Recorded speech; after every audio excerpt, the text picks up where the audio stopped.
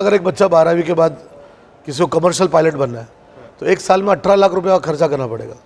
अगर उसको Indian air force में पायलट बनना है तो एनडीए का 100 रुपये का फॉर्म है। अगर लड़कियां हैं तो वो 100 रुपये भी नहीं लेते गवर्नमेंट। अगर वो बच्चा 12वीं में है, 11th और 12th में, और उसने ये फॉर्म भर दिया और सेलेक्ट हो गया तो वो 4 साल में उसका ट्रेनिंग फ्री है, खाना पीना फ्री है।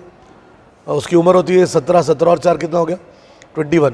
15 साल सर्विस किया तो 36 ईयर्स में रिटायर हो सकता है।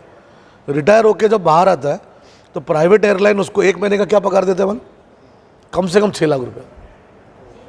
ये बात का अवेयरनेस ही नहीं है। और कमर्शियल पायलट पढ़ने जाएगा 4 साल, कोई गारंटी नहीं जॉब का।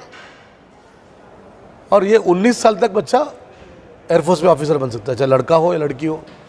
उसी तरह से वो, जैसे सर ने बताया, हमारे बच्चे सब एनडीए छोड़ के जेडब्ल्यू और नीट करते हैं। आप नीट भी करो ना, नीट के साथ आप एएफएमसी का भी एग्जाम दो। Arm forces